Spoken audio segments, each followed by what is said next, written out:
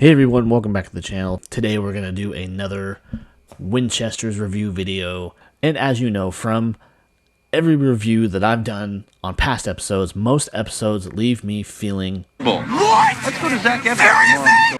And came a little prepared today, even got the freaking little notes and everything. I actually took the time to actually sit down and do notes because I wanted to bring you guys a more quality video, more detail and more in depth and everything.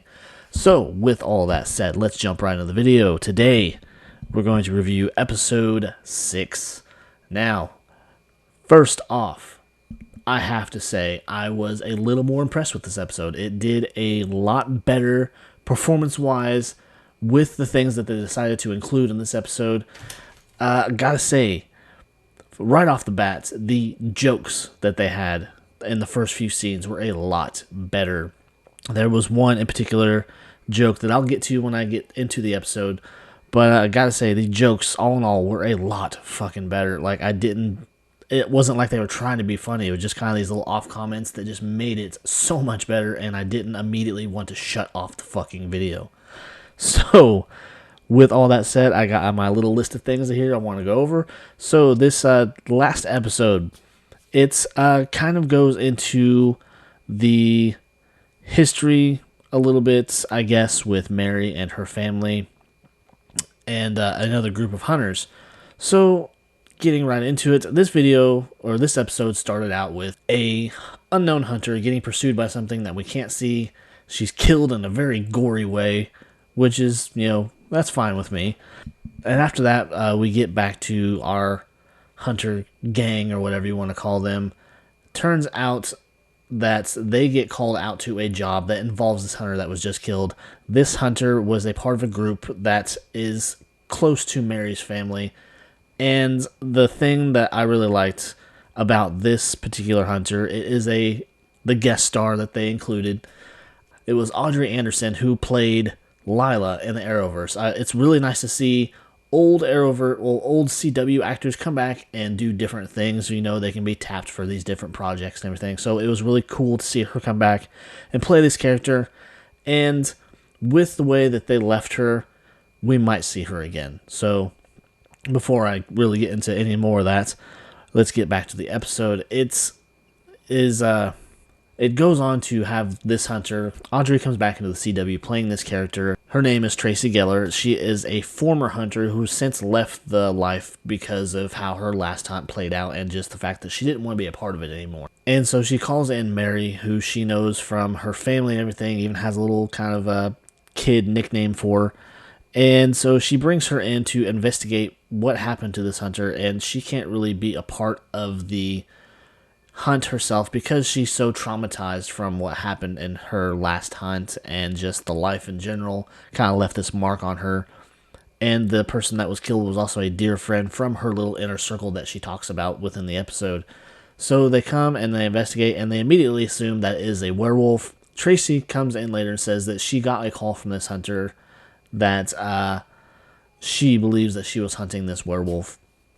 And so they find this claw, and they think it's a werewolf, but they're not too sure because of the shape and the length and everything. It doesn't really match the common werewolf. And so they go into hunt, and they find out it's this witch-vampire hybrid kind of thing.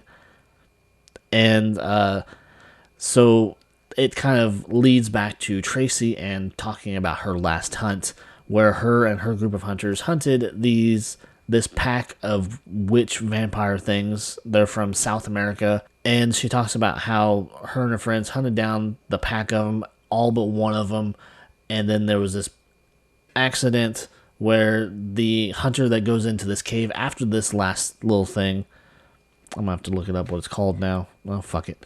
After this last witch vampire hybrid thing, and there was an accident, or what's described as an accident, where it caves in the cave that he is in to kill them both because this thing was such a problem. But it's later revealed that the hunter that went in, he was actually a problem amongst that group, where he was using dark magic and he was becoming more violent and paranoid and everything because of his life leading up to becoming a hunter was so traumatic, and he was dealing with the PTSD of being abused by his father, and just, it was a whole mess of a background story, but it was a good background story, I believe, for this character. And so it added depth to the episode just with that, and it plays into what's coming up in the episode. So they go about thinking that they got to hunt this thing, and what they have to do. This thing attacks in broad daylight. So right there, that kind of says if the normal vampire rules apply, even if it's kind of a hybrid thing, that something is off. So this thing attacks in broad daylight, and it attacks this woman, and then John goes after it. He gets hurt. They hack off this thing's arm, and it takes off running, not really acting like it hurt it at all. And so that leaves them to believe that this is not what it seems. And after they investigate the severed limb, it has ectoplasm in it. They cut it open, and it kind of spills out this ectoplasm, and that, of course, is linked to ghosts. And they go on to investigate this thing, and that forces Tracy to reveal more of the truth behind her last hunt, what really happened. And it turns out the accident, that cave-in and everything, was not an accident at all. They actually set C4 to blow up that cave, to cave in on this guy, because he had become such a problem.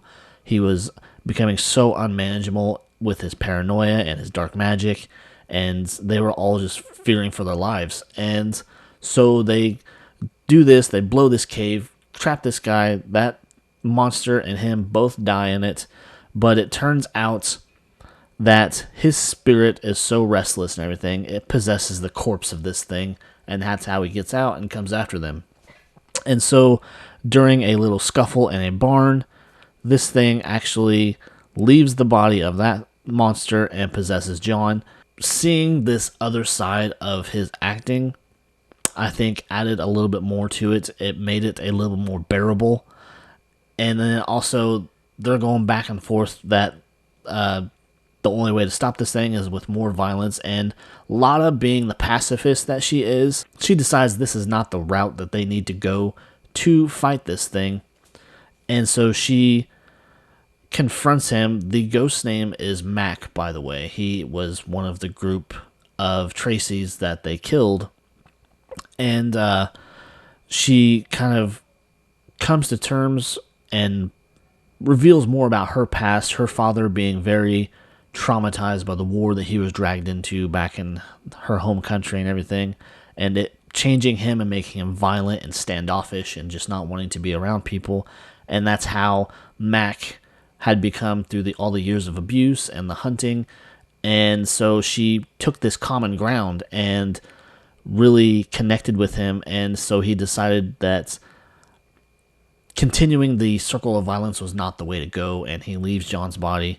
And so we don't know if he actually moves on to heaven, or he just goes about and tries to let go of his anger whichever way he can, being a vengeful spirit. Going back to the beginning, one thing that I really also liked about this episode was in the beginning, when they first get called to this case, John is a part of his first hunter's funeral, and we get to see the effect that this has on him. I'm pretty sure just the looks that he gives and how he kind of responds to it, he is seeing this as something that he's probably seen in war, or he's not really handling it on a healthy level because of all of his issues from war, and he's coming to terms with a lot of different things all at once. Like I said, we got to see a couple different sides of that actor's acting ability.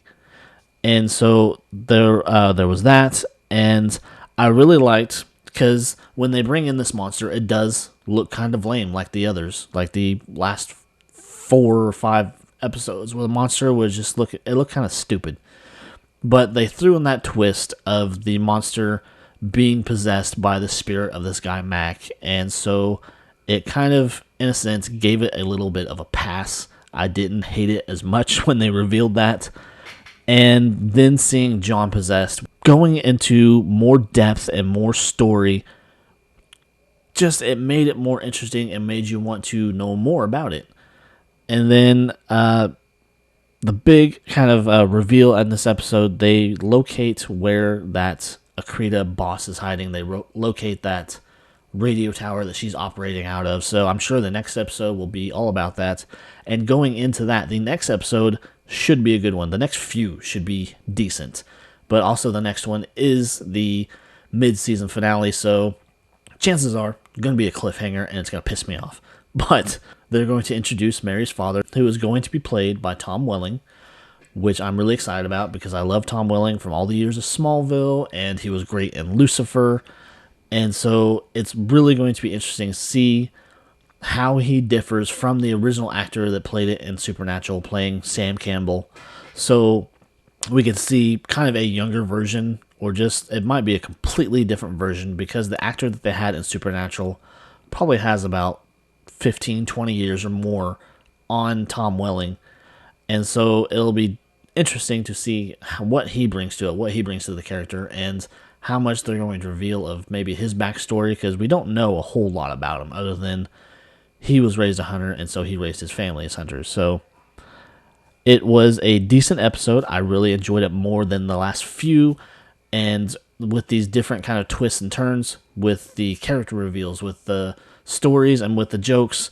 The one joke that I mentioned in the beginning of the video that I really liked, it was a line by Carlos when they first arrive on this farm that Tracy owns. He just gets out of the car and says, "You could grow so much weed out here." And just little jokes like that, little cracks like that, they give me a laugh. But other than that, there was a vast improvement on the episode as a whole versus the last few. You know, still not top-notch, still not supernatural level, in my opinion, but it was better, and I'm still willing to continue watching it to see what happens, because as of right now, we don't have any news on whether or not it's going to get a second season, or it's going to get a second half of the first season, or what the plans are. So it could really be a one-and-done thing where they have their 13-episode run, and then we're left wondering what the fuck happened. So hopefully that doesn't happen. Hopefully it continues to get better, and they give us at least a few seasons to maybe close out this section of the story. And hopefully down the road, we will still get some form of Dean and Sam return. Maybe it's going to be from a different universe perspective, or maybe they're going to be brought back to Earth from heaven to go on some special mission. So there could be a lot of possibilities on what they do. Anyways, guys, if you enjoyed that video, please leave likes, leave comments, and most of all, please subscribe to the channel. I would really appreciate it. It goes so much further than you realize. So until next time, guys, I will see you later.